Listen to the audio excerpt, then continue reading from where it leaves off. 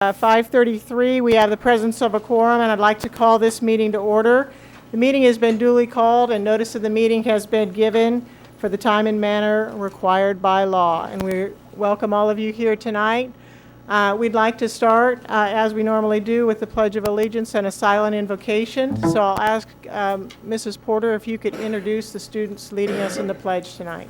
Thank you, Mrs. James. Tonight, we are proud to recognize two outstanding Willow Ridge High School Marine Corps Junior ROTC cadets who will be leading the Pledges of Allegiance. George Escalante is the Cadet Battalion Commanding Officer of the Marine Corps Junior ROTC. He is in the top 10% of the senior class, an honor roll student, and a member of the Spanish Honor Society. Taylor Frazier is the Cadet Executive Officer of the Marine Corps Junior ROTC. She is a member of the National Honor Society, Student Council, AVID, Fort Bend ISD Leadership 101. Please help us recognize and congratulate George Escalante and Taylor Frazier.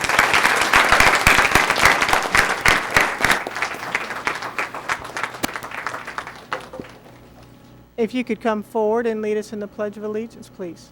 Pledges of Allegiance. I pledge allegiance to the flag of the United States of America and to the republic for which it stands, one nation, under God, indivisible, with liberty and justice for all. Honor the Texas flag.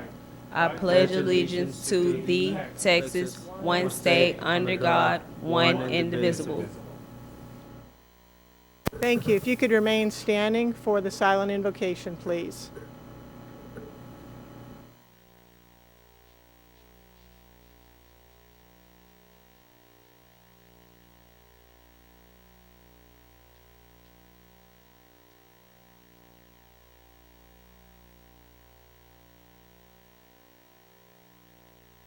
Thank you. You may be seated.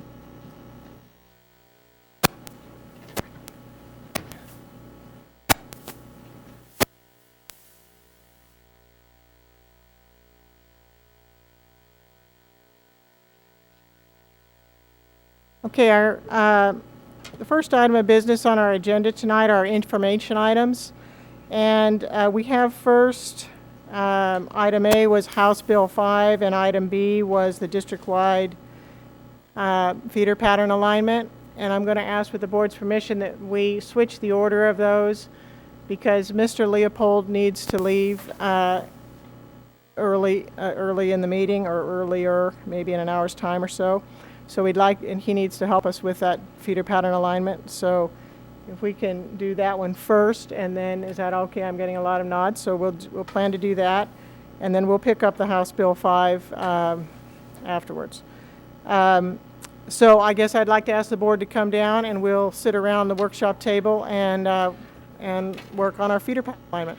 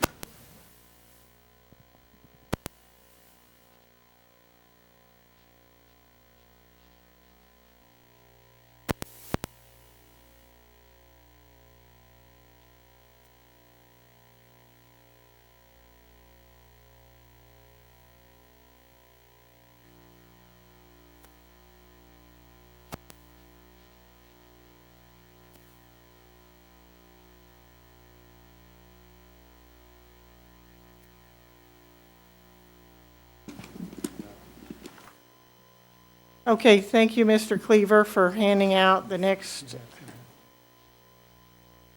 round of handouts. And I'm sure that there'll be an explanation of what the difference is between that and the last round in just a minute. But before we get started, I'd like to just remind the board, and Mr. Rosenthal, I appreciate you copying this policy and getting this out for all of us, Policy FC Local, which is our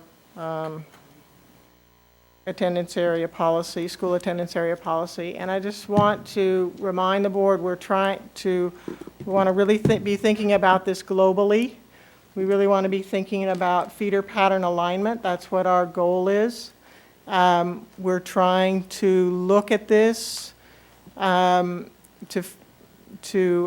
figure out the best plan for the entire district, as guided by our policy that we wrote over the summer. And then the other thing I want to say is that we're doing this through the lens of not considering programs, not considering where programs are. We're doing this completely void of that. And then we'll layer that on as kind of the next step, but we need to sort of figure out what's the right thing in general for feeder pattern alignment. That's what we're working towards right now. We want to be really focused on what that goal is. So my goal for tonight after this information is that we would be able to give administration some general guidelines going forward as to which of these scenarios they've presented we like, or which areas we need to tweak and which direction we need to go. That way, if we can accomplish that, that will be a big success, because then they can help us to look at the next phase, which is the implementation and what that might look like. So that's the idea. So let's, I guess, Dr. Dupree, at this point, I'll turn it over to you and introduce the program. All right, thank you, Ms. James. As you know, about a month ago, we rolled out the first scenario, the initial proposal for feeder patterns going forward for the district. Since that time, we've conducted a number of community dialogue meetings. We have also received over 6,000 feedback forms provided by members of our community. We've studied all of that. We've gotten hundreds and hundreds, if not thousands, of emails, and you board members are getting those as well. So what we've tried to do is incorporate all of those data points into further analysis. We've also kind of updated and corrected a few errors that we knew were in some of the projection data, and we've made adjustments for all of those things, including kind of accounting for various factors that could occur if some of the data, some of these alignments were approved as they were, because we really wanted to make sure we were providing the best information to the board and for the community to provide feedback. So tonight our goal, as Mrs. James mentioned, is to update the board on where we are today. I would remind you that we have a district-level steering committee, an administrative team that's governing this. It's our staff members that do this work. We've also, of course, are talking about boundaries tonight in addition to feeder pattern. So there's also been meetings with local campus-based committees with representation from each of the campuses that could be affected by possible boundary changes. And so the goal for tonight is just to bring the board up to date, and as Mrs. James said, get your feedback on where we go from here. The last thing I would say before I shoot it over to Scott Leopold from DeYoung and Richter is that we're not projected to bring this for consideration until the January meetings. We will be having additional feedback meetings in December right after the break. So if the things you hear tonight, we plan to gain more feedback from the community in December as we put together an implementation plan. And then we'll come back at the January workshop with a recommendation with 2 weeks between the workshop and the regular meeting to enable us to, again, refine based on the board's final feedback once we make a formal recommendation. So with that, I'll pass it off to Scott Leopold from DeYoung and Richter.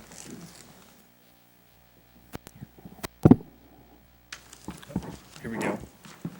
It's great to be here again. Again, I want to thank you for accommodating my schedule. My wife thanks me for our ultrasound appointment tomorrow, so it's one of those things we couldn't move. I just, like Dr. Dupree said, what we're going to look at today is we have our original proposal we looked at over a month ago, which is going to be scenario A. and that's coded as red on everything that you have in front of you. Scenario B, I think, is forthcoming. We should have that printed out here in just a minute, but I'm going to start going through this.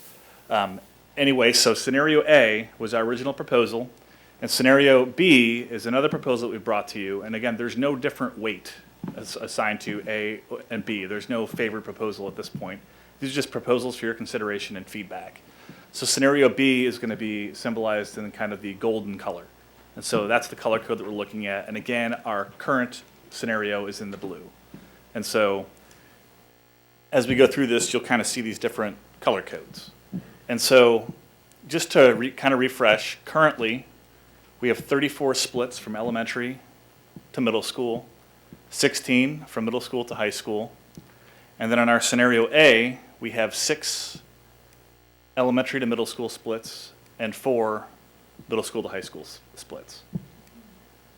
And our alternate, and again, our scenario A alternate was that First Colony, Fort Settlement, those splits with the Riverstone area. And so our total number of splits there was 6 because the elementary stayed the same, and then we went up to 5 because we split Fort Settlement in the alternate. In our scenario B that you're going to see, we've gone up to 8 elementary splits and 6 middle school splits. And so more splits than scenario A, but a heck of a lot less than we have in the current configuration. And so I'm going to go through these. This is the exact same graphic that you guys have in front of you. I'm going to kind of go through these one by one and outline what's different. It may be difficult for the, I see you guys are already taking pictures. It's great. This will be posted, in the minutes online, and so we'll have more clear versions for everybody to look at. So this is the current Travis feeder pattern here in blue, and you can see we have the purple lines represent high school boundaries, the gold lines are middle school boundaries, and then the shaded background colors are the elementary school boundaries. And the corresponding feeder diagrams are below each map that showed the feeder percentages going into the middle schools and then into the high schools. And so you can see currently Travis is fed by 4 different middle schools. And in scenario A, we've taken that down to 2, being Bowie and Satartia. And in scenario B, what the difference here is we've taken elementary 46 and fed it completely into Travis. The southern portion of it would still split off into Garcia, but 46 would, in its entirety, feed into Travis High School. This section up here of the Holly area, which is currently feeding into Bush, is the same in scenario A and B feeding into, this is currently feeding to Travis, and then in scenario A and B, it is feeding into Bush. Austin, our deviations here from scenario A are that we looked at the concept of putting Cornerstone completely into Austin. And so in scenario B, you can see here we have the Cornerstone Elementary area, along with the Telfair Exchange lofts feeding completely into Austin. And Telfair Exchange would not feed through Cornerstone, they would feed through Walker Station. And this eliminates the 3-way split at Satartia, and we would only have Satartia splitting 2 ways. We'd have 66% of Satartia feeding into Austin, and that would be Walker Station and Cornerstone, and then the remaining 34% would be Brazos Bend feeding through Travis as it has. Now, in order to make this work, that deviation of moving elementary 46 out of Austin and into Travis is necessary. And so that makes room for the Cornerstone students in Austin. Scenario A and B, when we look at Bush, the small deviation, it doesn't impact any of the numbers or anything at Bush itself. It's this Barbara Jordan piece. In scenario A, we had this section, I believe it's Mission Sierra, feeding into elementary 49. And then in scenario B, we looked at, based on the feedback, let's just leave them at Barbara Jordan. And what that does is that eliminates the possibility of those students moving from school to school as this is implemented. And so in scenario A, we had Mission Sierra and the growth area that's north of Aliana in elementary 49, and then scenario B, we just leave them in Jordan, knowing that in the future, we're going to have additional facilities in this area to accommodate this growth. Kempner, Kempner is completely unchanged from scenario A and B. And just kind of as a refresher, the current Kempner boundary includes Cornerstone Elementary, and we are currently overutilized at Kempner. And so by moving Cornerstone out of Kempner, we reduce the overcrowding at Kempner, and we also clean up that Satartia split.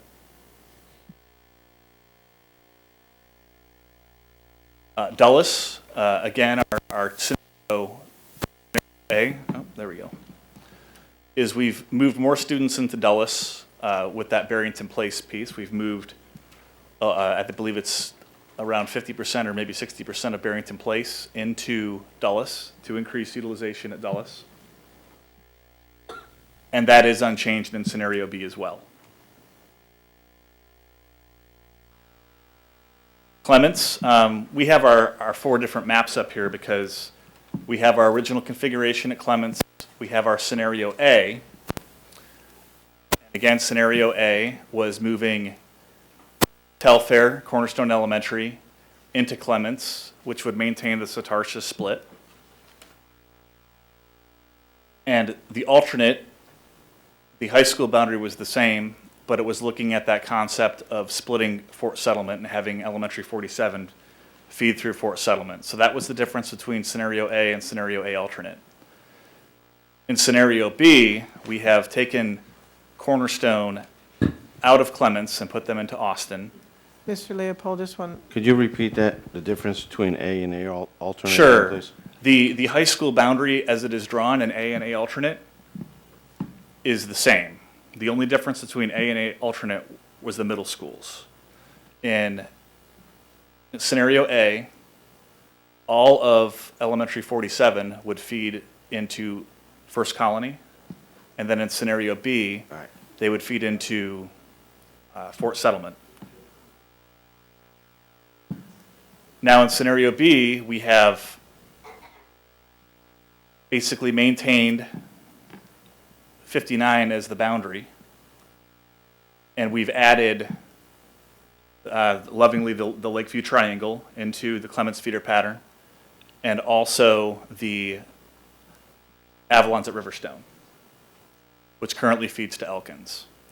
And the reason for this deviation from A to the A alternate is moving Avalons at Riverstone into Cornerstone better utilizes Cornerstone, and then it made sense to just maintain that feeder continuity. I'm sorry, Commonwealth, you're correct. You guys aren't going to let me miss much.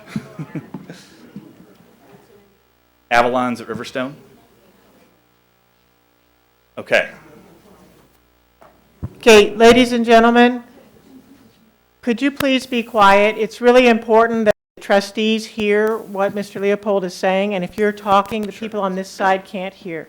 So I really ask, if you need to have a conversation, please step outside. You're welcome to do that. Thank you. All right, let me just reiterate those changes and those differences between scenario A and scenario B at Clements. So in scenario B, we have maintained the Clements boundary as it is, with the exception of adding in the Lakeview Triangle and Avalons at Riverstone. In scenario B, Lakes of Austin Park stay at Clements.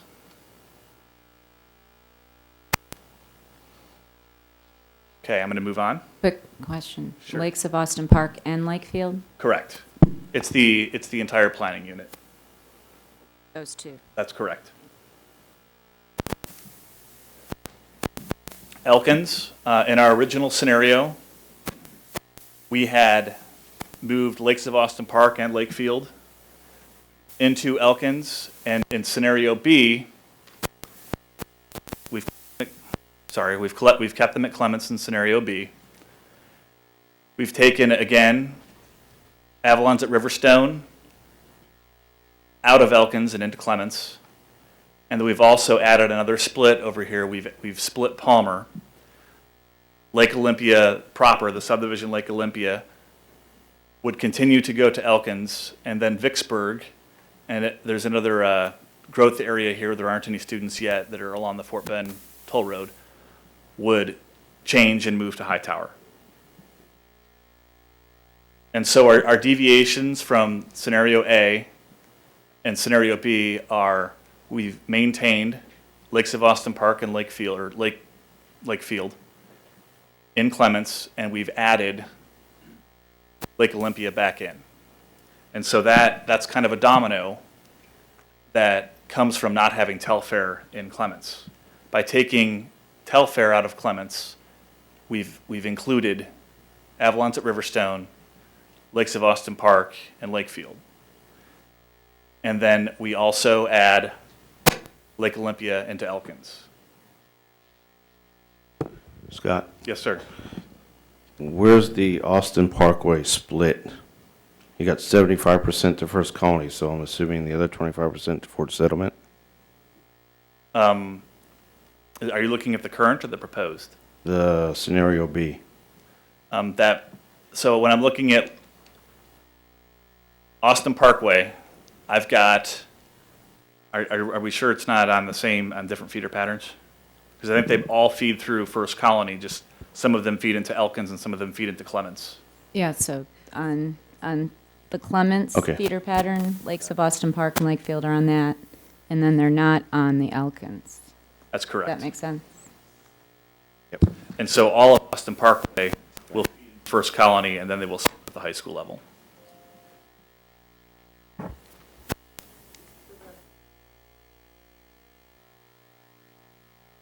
Okay. Moving on, Marshall is unchanged. We've just done some feeder cleanup here to align the elementary schools with Marshall. And so all Armstrong, Glover, Jones, and Hunter's Glen all feed 100% into Missouri City and then into Marshall. Willow Ridge is also unchanged. Ridgemont, Blue Ridge, Ridgegate, Briargate all feed 100% into McAuliffe and then into Willow Ridge. Hightower, this is the other side of the Lake Olympia split. And so at Hightower, we have Palmer splitting about 50-50 between Elkins and Hightower. They all continue to flow through Lake Olympia Middle and then splitting at that high school level. We've continued to move the Burton and Goodman students that are east of 521 south to Heritage Rose and into the Ridge Point feeder pattern. So the only deviation between A and B is that Lake Olympia Palmer split.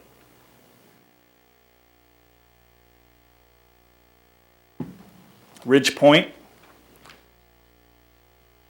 The only difference between A and B is we've looked at balancing the enrollment better between Middle School 15 and Baines. In scenario A, we had the Goodman-Burton portion east of 521 feeding into 15.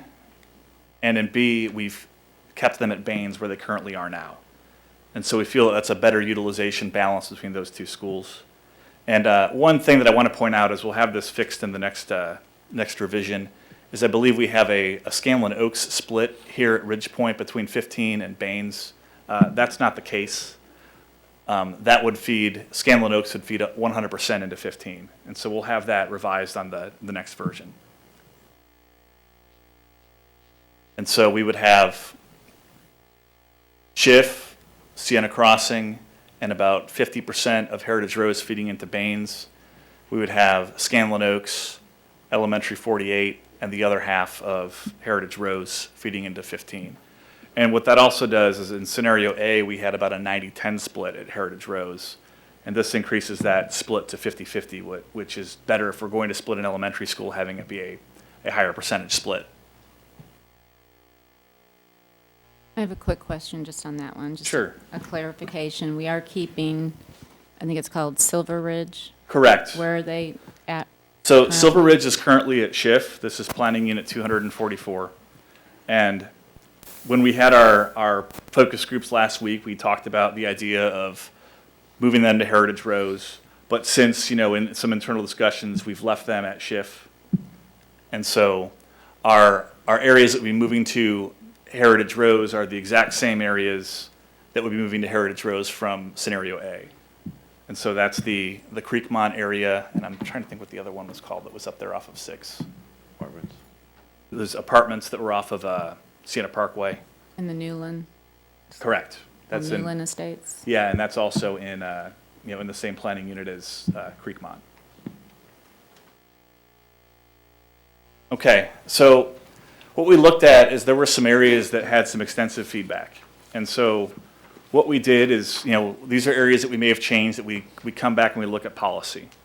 And so when we look at the policy comparison on the Lake Olympia, we've looked at scenario A, which is moving all of Palmer, including Lake Olympia, into Hightower, and scenario B, splitting Palmer, keeping Lake Olympia at Elkins.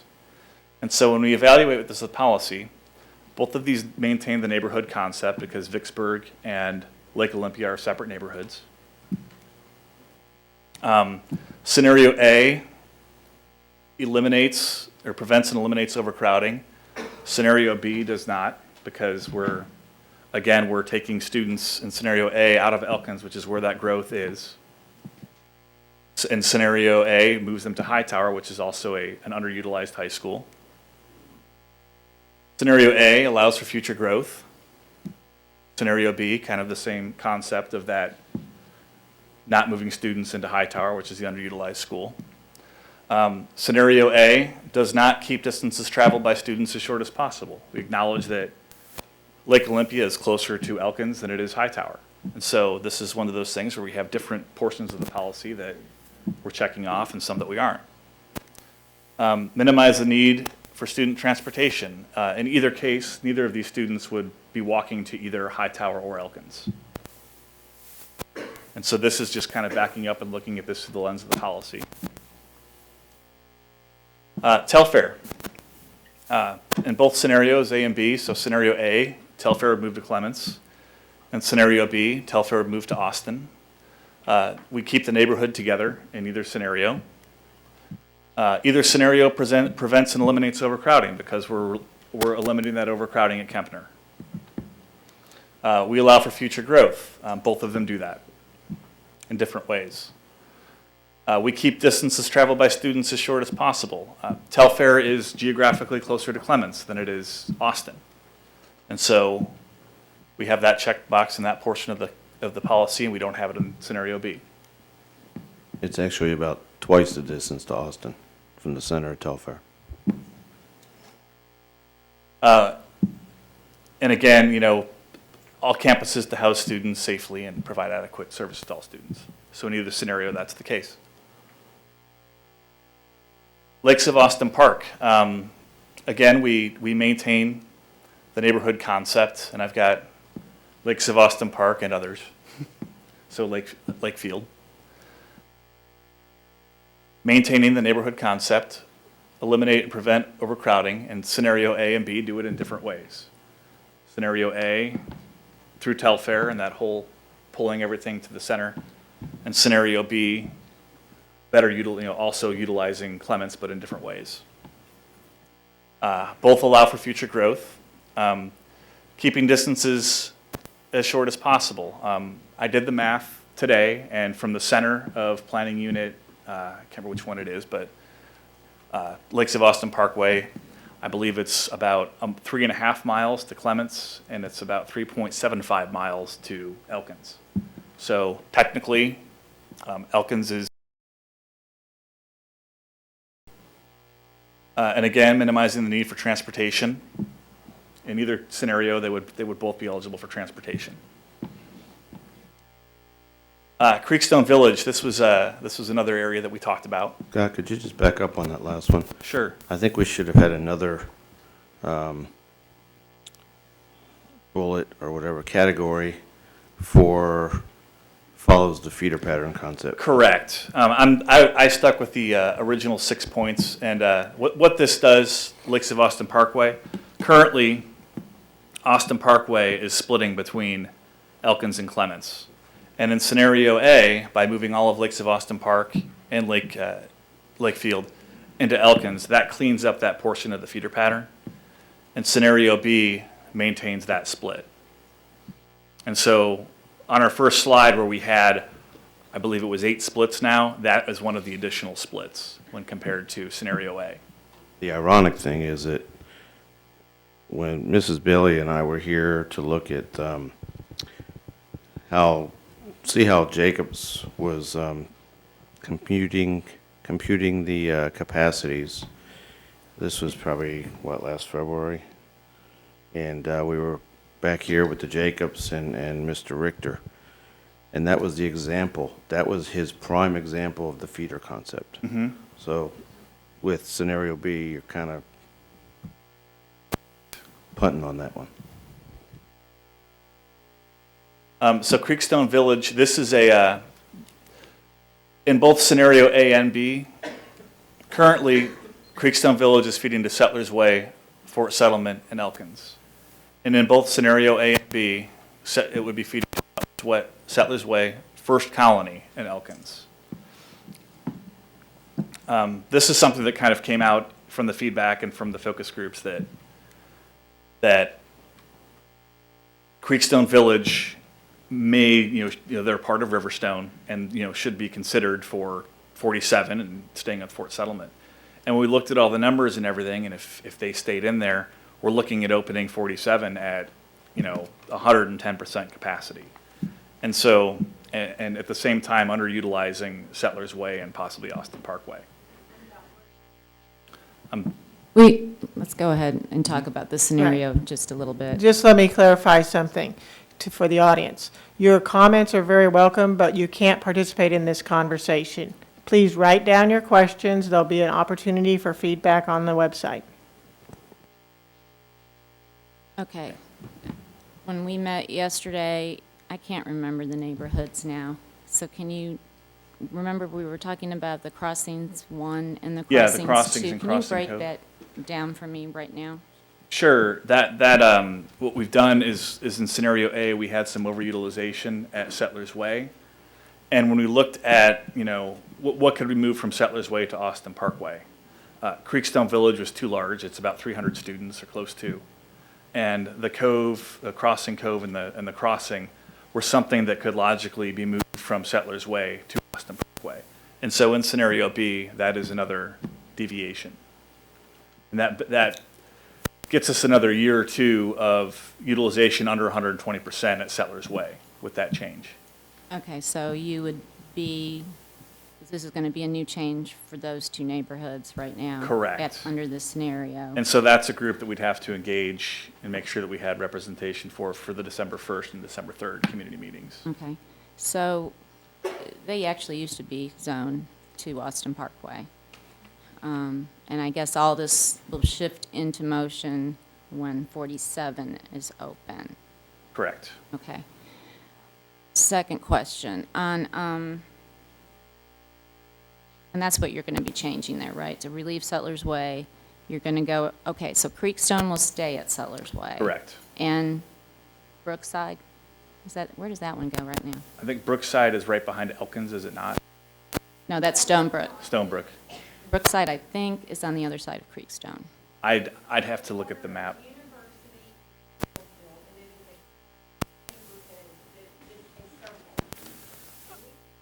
Excuse me, this is not the point for you to engage. Thank you. We have plenty of resources in this room to help us. Okay. It's something that we can look at. Oh, yeah, I don't know where Brookside is zoned right now, so I know that Creekstone is at Settlers Way. Okay, so if we look at B, I'm just trying to get this straight in my head, not a confrontational thing. We're going to move Crossing Cove to Austin Parkway to relieve Settlers Way, and then Creekstone and Brookside, or Brook, whatever, they're going to Fort Settlement now. Correct. So once we get middle school 15 built, Yes. and bring the kids out of First Colony, the new middle school 15. Well, from So First Colony to Baines. To Baines, okay. Correct. To Baines, and I guess that will be the trigger point to take Creekstone to First Colony. Correct. If we left Creekstone and Brookside at Fort Settlement, we would be in a scenario without those students from Schiff going to First Colony. We would be close to or over 100% utilized at Fort Settlement and underutilized at First Colony. Okay, so we may possibly not need that addition on First Colony once Middle School 15 is built. That may be correct. Okay, so Creekstone, Brookside, once 15 opens, will be moved to First Colony to make sure we're utilizing First Colony. And correct, and that will also correct another feeder change because that's Settlers Way that is splitting between Fort Settlement and First Colony. Okay. So this scenario probably isn't going, we can see the elementary shift happening as soon as 47, but we can't really do anything on the middle schools right now Until middle fif- school 15 is built. That's correct. Okay. Just want to make sure, I want to emphasize that to our audience. Mm-hmm. We're looking a good 3 to 4 years before this shift can actually happen. That's correct. Okay, thank you. Okay, and so when you look at our policy here, so the way things are currently, if we would not be we would not be relieving any overcrowding in these scenarios. We're balancing that enrollment between Fort Settlement and First Colony. All right, at this point, if we wanted to open it up for discussion about the feeders. I think that would be wise if we can get some consensus around these scenarios. I think that would be a good idea. Let's try to get some conversation. I guess does anybody have do any of the trustees have a suggestion or any comments? Or I heard the decision points of Lake O and the splitting of Lake O, half to Palmer, and that's an increase in the scenario B column. That's one of those increases. There's a shift in the Telfair neighborhood, which going to Austin, which then leads to the Lakes of Austin Park, Lakefield group. So that's kind of a shift to the west, if you will. And that's what I noticed. You want, Dave? Yeah, I'll make some comments. Could you explain your rationale for the Telfair, Clemens, Austin? And in that, did you consider that population without those lofts? Correct. All right, so when we looked at in detail with that Telfair scenario, there's that concept of by zoning students to, or zoning apartments to Clements, we may be increasing the rentership at those apartments. And so our original numbers that we had were built on the lofts at Telfair Exchange and Regency at Lake Colony staying in Kempner. And so once we applied a adjustment factor to that, we were looking at being in a scenario at Clements where it may be over 100% utilized. And so that was that's what led us to maybe not putting Cornerstone and Telfair into Clements, but into Austin, and then looking at some more known areas like Avalon's at Riverstone and the Lakes of Austin Parkway and Lakes of Austin Park and Lakefield, which are already in Clements. And so we did apply a adjustment factor, about 102 students to the numbers you have in front of you, for those apartments that are in the Lakeview Triangle. And so that adjustment factor for Clements is taken into consideration there. And so that's in the numbers, and we still have Clements under 100% utilized in scenario B. So that was kind of our rationale looking at that, getting those apartments into into Austin and eliminating that split at Satartia. Does that answer your question? Kind of. So again, did you look at just Telfair without the? Yes, we did look at just Into- Telfair, and based on the current PASA numbers as we have them today, it would work, but there's concern that we have kind of a large elementary cohort in that area that could be working its way up into Clements that we may want to consider and look at those PASA numbers in December to see what they are. And Okay, so, So, go ahead. okay, so while we're over there, what about consideration now to put all new territory together at Travis? We looked at it, and in that scenario, we would be looking at having all of new territory together at Travis. And then what do we do about Aliana and Harvest Green? Because we have all those areas over there as well. And then we would have Aliana, Harvest Green, and new territory, along with Telfair, all split between just 2 high schools. And so that is just, that's one of the highest growth areas in the district, and it just seemed better to try to spread those out between more high schools evenly. And so that's one of kind of the disadvantages of scenario B, because in scenario A, we had Telfair out of that Travis-Austin mix. Yeah, and that, what that does is that sets up, I mean, I kind of like that, but now that you're keeping that population on the west side, it's going to put the squeeze and the need for a new high school over there much sooner than later. So if people favor that, then they're going to get hit with $100 million expense in the next bond proposal, most likely. So that needs to be considered. Absolutely.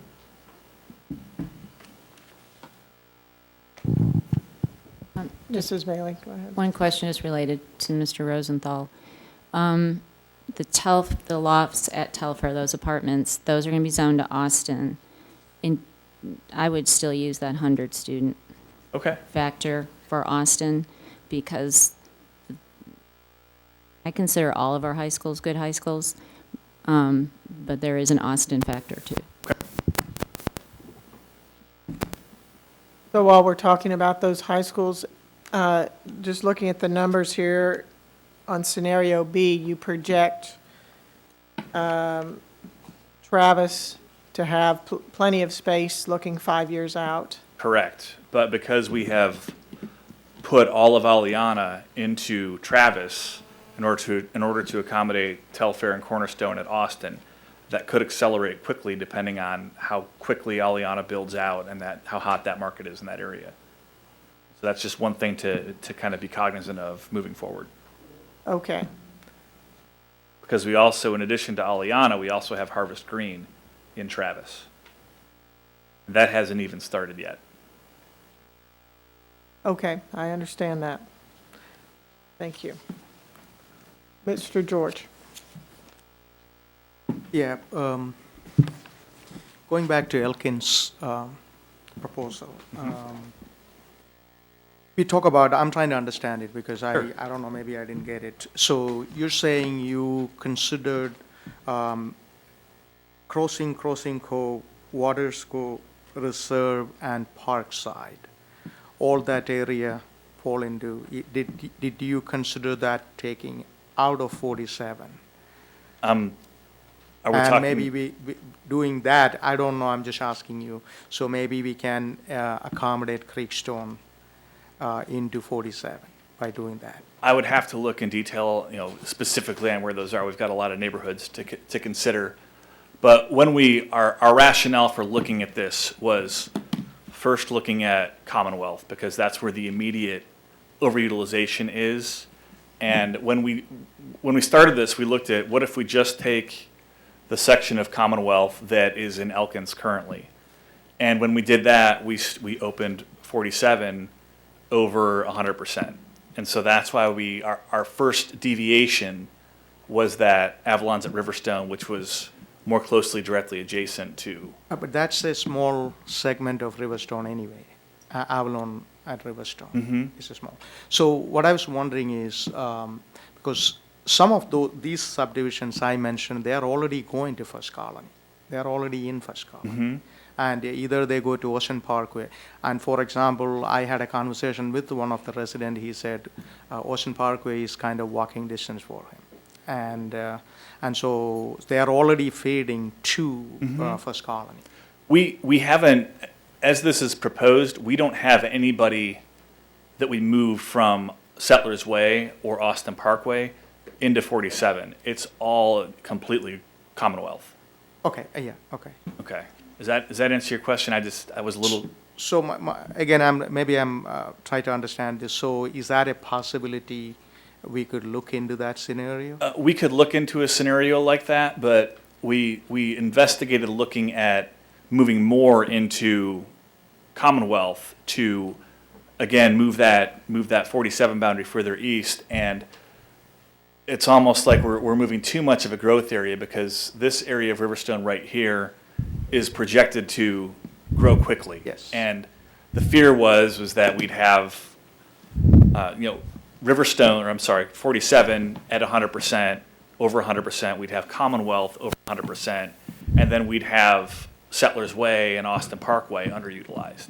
And so that was kind of the thought process for the boundary the way it's drawn today. That's the reason why I'm asking, taking some people who are already going in that direction out of there, so that we can make room for, maybe again, I'm talking about 47. Sure, we can absolutely look at that. Okay, thank you. I just have a comment on that, Mr. George's.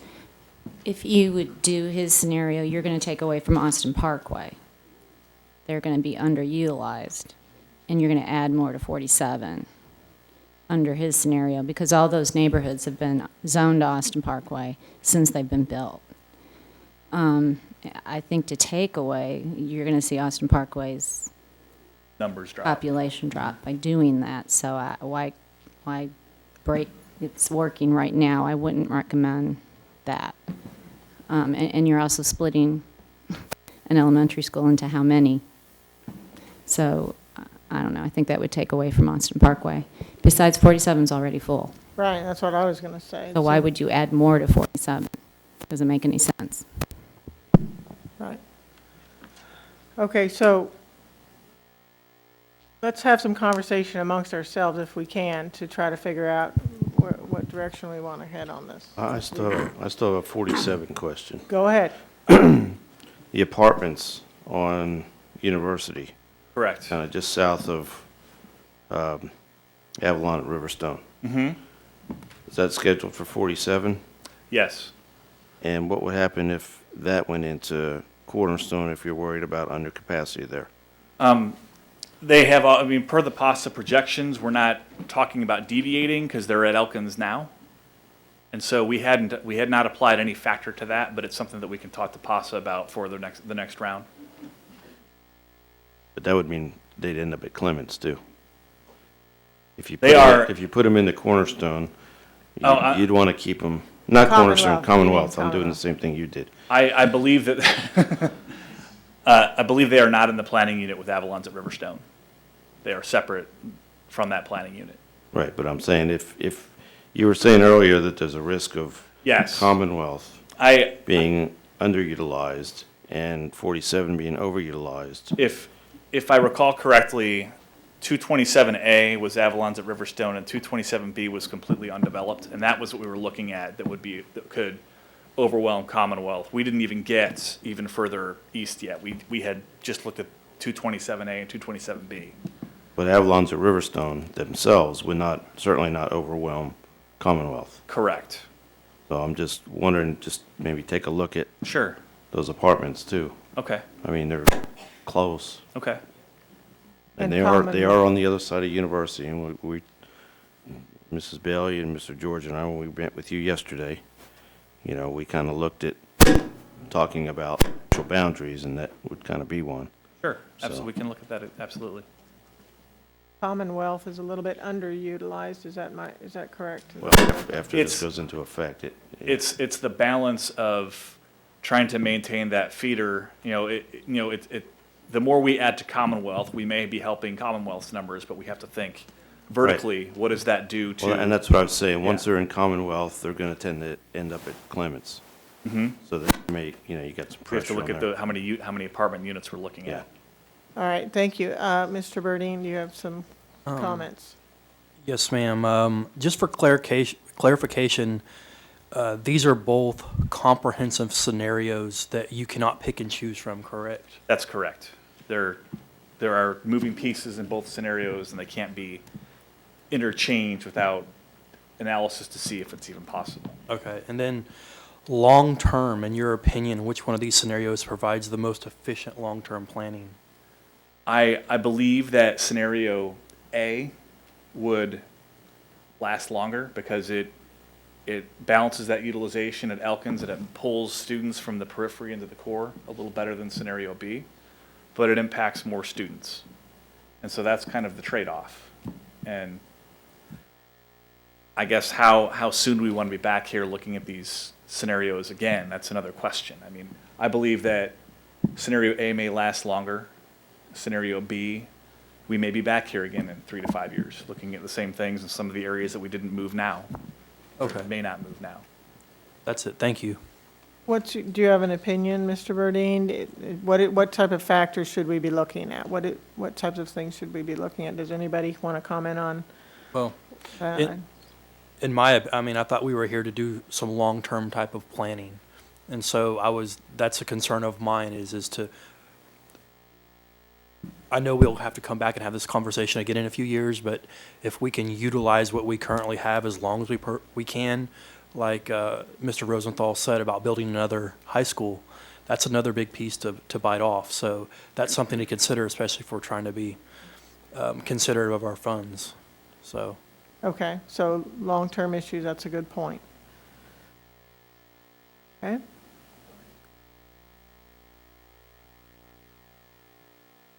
Mrs. Tossin, you haven't spoken Okay, yet? I'll go. That'd be good. So as I was thinking through it earlier today, I was probably honestly leaning scenario B. And I'll tell you why, because I have the same concern, Jason, that you have. But I was trying to balance, I know in scenario B, we don't have as many check marks. But looking at some of the neighborhoods and proximity and where they've gone historically and watching that as it moved through the district, even though we had a few more splits and maybe not as clean of feeder patterns as we would like, I kind of was mindful of some of the community concerns and was feeling willing to, I mean, I think we need to be guided by policy. And those were my questions for you today, is where does this align with policy? But I think, if there are some legitimate community concerns about particular areas or particular neighborhoods, I was being mindful of that. And if we lost one check mark because of that, I felt like it was okay. On the other hand, I too don't want to be back here in 3 years. And I talked about that today quite a bit. 5 years, I mean, that was why we put that in policy. I think we don't want any more Band-Aids. I think we need to look longer term. We need to look at being 5 years out.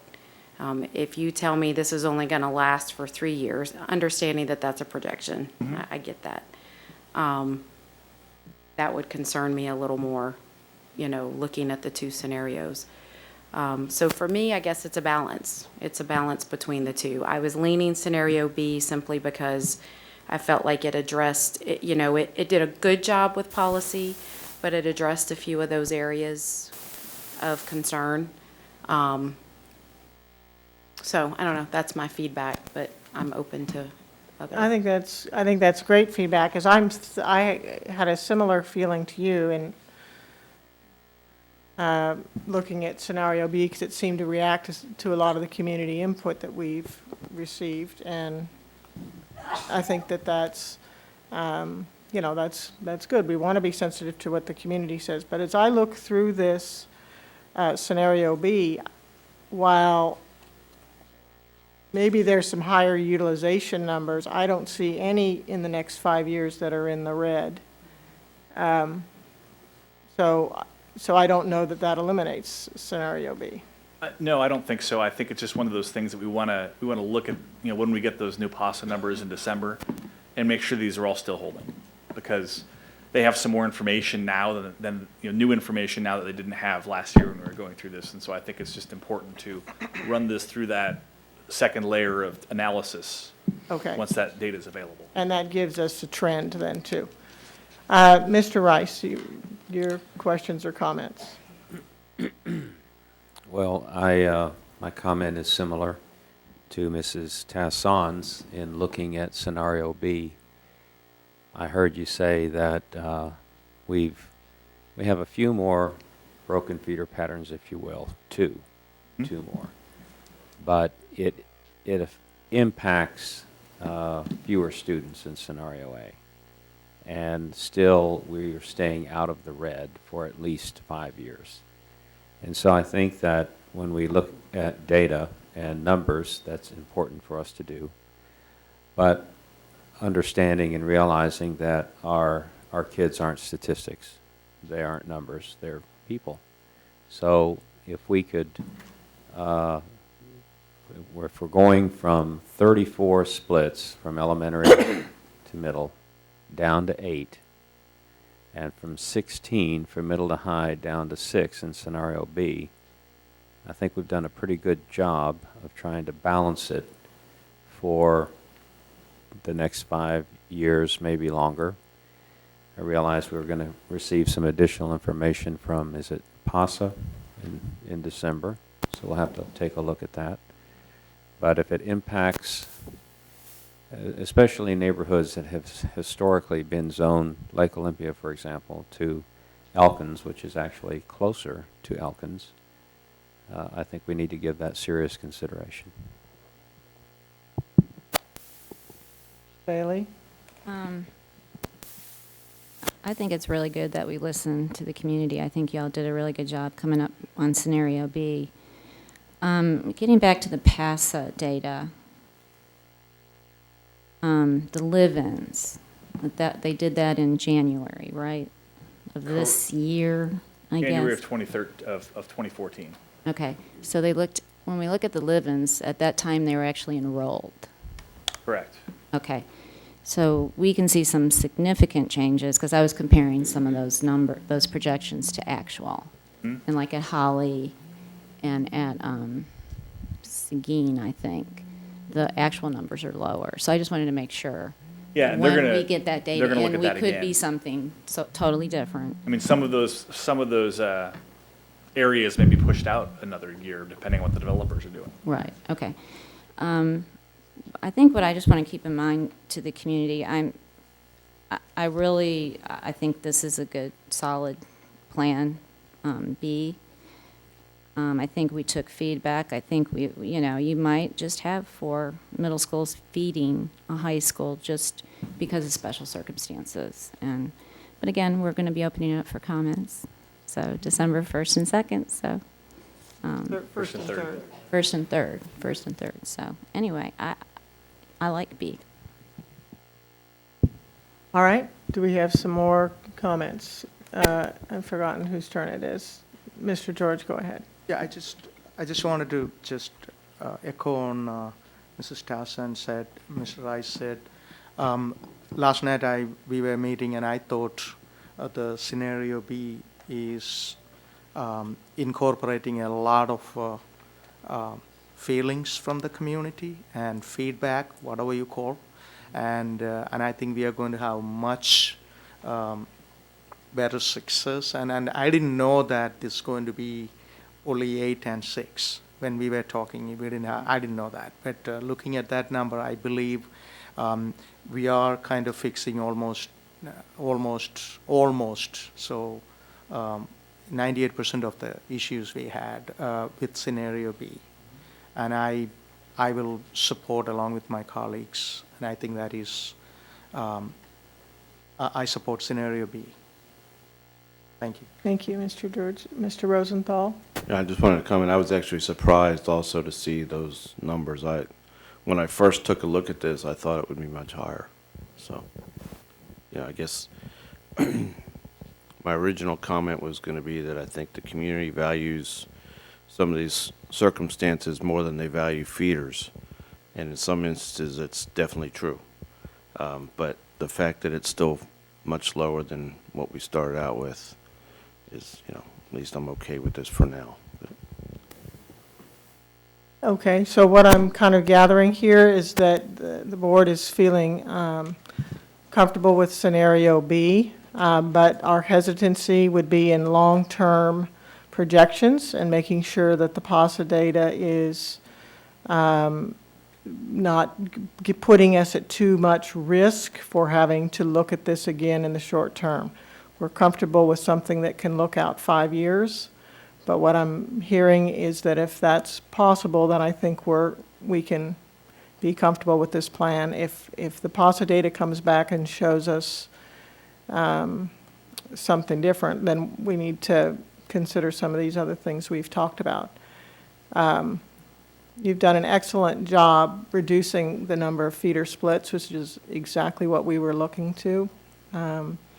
And you've done an excellent job incorporating the community feedback, as many of my fellow trustees have said. So Thank you.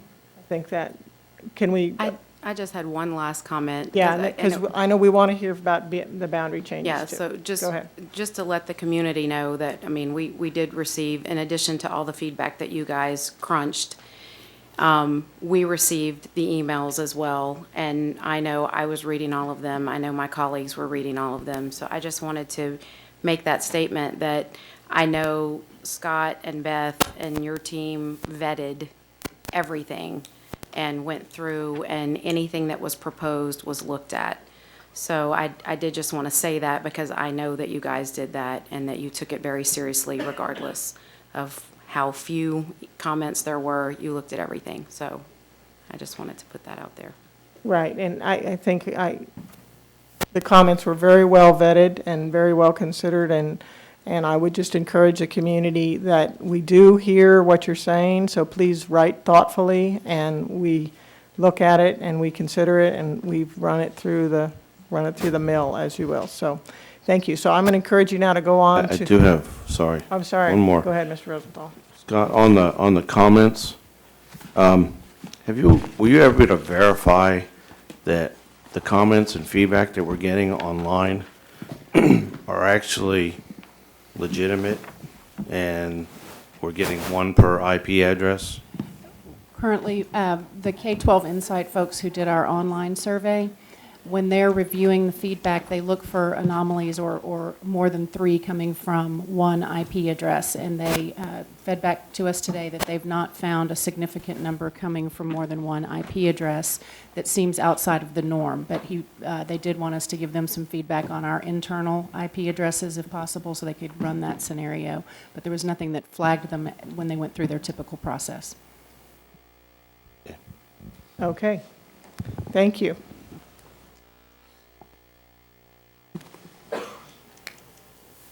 Okay, so right here I have the boundary change discussion for 46. And so, just in detail, as we have elementary 46 drawn here, we've included all of Aliana proper for the boundary for elementary 46, along with Old Orchard. Excuse me, Mr. Leopold, do we have these maps in our stack? They're on the feeder map. It's no Okay. different. It's just zoomed in so we can see it and talk about it. Because everything that we're talking about for these boundary changes was cranked, and those numbers are reflective of the feeder pattern change. And so they're 2 separate items, but this is just the detail of what these boundary changes look like. And these will be presented to the public on the 1st and the 3rd as well. And so 46 would open as it's drawn here, and it would, per the feeder discussion, it would split Aliana proper north of Airport would feed to Bowie and then to Travis, and south of Airport would feed to Garcia and then to Travis. Now, this doesn't go all the way in relieving Oakland. And so 49 would open 2 years later. I believe it's currently scheduled to open in 2017. And it would basically be Harvest Green and Waterview. And we've left kind of the Mission Sierra and this growth here in Barbara Jordan because we did not want to open 46 over 100%. And so this gives 46 a little bit of room. And this also knowing that to address that growth, we want to be looking for possibly another site in Aliana South. Okay, so what are you leaving at Jordan again? Mission Sierra up here, and this growth area that's kind of north of Aliana. And it'll be interesting to see what that looks like in the next PASA report. Okay. So 49 is needed in order to fully relieve Oakland. Absolutely. Okay. And, thank you. And when that opens, we're also going to be, based on the projections, we're going to be looking close to 100% at Aliana, or I'm sorry, at 46. Okay. So Mr. Cleaver needs to go shopping. Okay. Okay, 47, I think we've talked about this in the feeder. So 47 would open just as basically a portion of what is today Commonwealth, with Avalon's at Riverstone staying at Commonwealth. The rest of 47, it would fill up quickly. I believe it gets to, I don't have the number right in front of me. It like opens at 80-something Yes, percent and and then- is at 110 in three years or Correct. 2 years, yeah. And so again, Max. Shopping max. And so 47 would feed into Fort Settlement and then into Elkins. Okay. Heritage Rose, what we've got here, I have highlighted. This area here is the area that could be moved out of Schiff. And at Heritage Rose, this could begin implementation next year because there's capacity there. This is that Creekmont and those apartments. And then this piece over here is that Goodman and Burton piece that could also move into Heritage Rose, beginning implementation next year. And so this would relieve overcrowding at Heritage Rose and Goodman and Burton as well. What this doesn't do here is we've talked about this planning unit 244, which is Silver Ridge. They're currently at Schiff, and in this scenario, once the additions are complete at Sienna Crossing and Scanlon Oaks, that area could move into Sienna Crossing, but not until those additions are complete. Okay, can I ask a question on Sure. this one? On the finger of yellow that goes up, that cuts off a little bit of Burton, a little bit of Goodman. Correct. So is there a natural divider there that I guess that's 521? This is 521. This is the boundary for Parks. And Okay. so we don't get all the way to Parks, even though Parks is still overcrowded. We can't get there with Heritage Rose. There's just too many kids. Okay, so shopping? Yes. Again, shopping. Okay. Walker Station to Brazos Bend. This is, I believe, Broadstone at New Territory Apartments that have been, I believe, back and forth. And so these apartments are currently at Walker Station, and they feed Walker Station, Satartia, Travis currently. And so they're the only Walker Station kids that don't go to Austin. And so this is a boundary change that better utilizes Brazos Bend. It's a enrollment that is projected to decrease, and so I believe it's over 100% upon implementation, but it would be gradually decreasing in enrollment. And that also leaves room at Walker Station for the Telfair Exchange lofts. And this is it's a detached area from Walker Station, but it's one bus stop, and they would all be together at Satartia and Austin. Colony Meadows and Lakeview to Colony Bend. So this is the foundations at Austin Colony that are currently in Colony Meadows. And moving them to Colony Bend would better utilize Colony Bend. And this is the Lakeview Triangle, which is currently Lakeview, First Colony, and Kempner. And so this moves them into the Clements feeder pattern, into Colony Meadows, Fort Settlement, and Clements.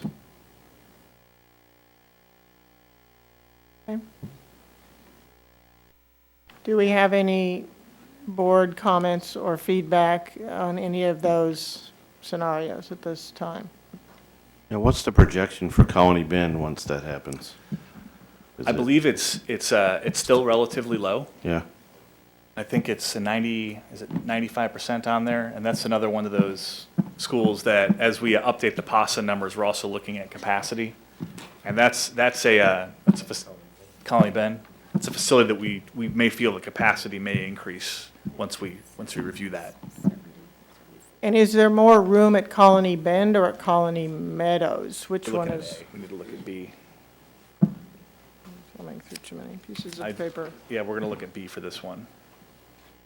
Yeah, I looked, okay, so Colony Bend shows 92% Hmm? in 5 years, and Colony Meadows shows 81. So there's a little more space in Colony Meadows. Colony Meadows. And so, I mean, that's one of those things that this, we could look at leaving the apartments at Colony Meadows and then moving Lakeview into Colony Bend and First Colony because they're already at First Colony. So switching those, and is that about the same about the I same believe so. number of kids? It's pretty close. The apartments are already at Colony Meadows, so that would not be a change for them if they stayed there. Correct. Well, that's seems something positive about that. And the triangle is going to be a change in elementary school no matter what. This move, I'm But it's sorry, a I'm different feeder, switching though. screens. This was a master plan recommendation, and so that's why we started talking about this. And at that point, we weren't talking about the triangle. And so that's why that wasn't, we stuck with this because we wanted to look at those master plan recommendations and following that feedback and that process. And so that's definitely something that we can look at. Because that would impact. And there's an apartment complex in the triangle, and that's an apartment complex. So you want to put one in one and one in the other is probably how it would play out. Okay. if you took the triangle to Colony Bend, is that what you were saying? Yeah. Then you'd kind of break a feeder, because they're going to. Well, I think it would be a Colony Bend, First Colony move. But then Clements. Correct. Which About they're, half of First Okay, so Colony goes that's to fine, yeah. Clements, and all of Colony Bend goes to Clements, right? And all of Colony, correct. All of Colony Bend, all of Colony Meadows go to Clements. that doesn't really matter. That was going to be my point. So the square was vetted last year? Correct. But we weren't even considering That. this at that point. Okay. So that's the only point I would make, is that those planning areas weighed in. We had a lot of community feedback around that, so we might just want to keep that in mind. I know we're going to bring it back out for them to talk about again, I guess with this new piece here, which may make a difference. Or we can see. Okay. So, great. Anything else on this? All right, well, thank you, Mr. Leopold. Do you feel, Mrs. Martinez, do you feel like you've got what you need to go forward? I do. I feel like we have direction to build plans for community review for the December 1st and December 3rd community dialogue meetings, where we'll be asking for feedback on feeder pattern scenarios as well as these boundary scenarios that we've discussed. And following those two sessions, there will also be a period of online presentation online and open for feedback through the online survey, as was done last time. And we appreciate the almost 7,000 responses we did receive online, and many, many emails and contacts with the community. So appreciate you all being patient with us and Scott and going through those, and certainly our district administrative team and reviewing all the various scenarios based on that feedback and policy alignment. So feel good. Okay, and then thank you, and we appreciate you taking the time and going through it all very, very thoroughly, and that helps a lot. So would we expect then, the next time, when would we expect to hear back in the boardroom about this? And would there be an implementation plan at that time or the start of one? Or is that, you please With the let us direction. know? Yes, ma'am, I'm sorry. With the direction of the board to look at scenario B and get the community feedback around that, we'll be able to provide discussion around an implementation plan at the December board meeting. Isn't that what we discussed, being able to do? Yes. All right. Okay, well, that sounds great because that's obviously a piece out there we'd like to start working on. So, and I know the community would like to know that too because that helps them to know how it impacts them, and that makes a difference to everybody involved. Okay, well, thank you very much. I would like to suggest to the board that we take a, maybe that we go into closed session at this point. All right, I'd like to suggest that we convene in closed session under the Texas Open Meetings Act for private consultation with the board's attorney on any or all subjects or matters authorized by law, also regarding the purchase exchange of real property and personnel matters, and personally identifiable information about a public school student. The board is now convened in closed session.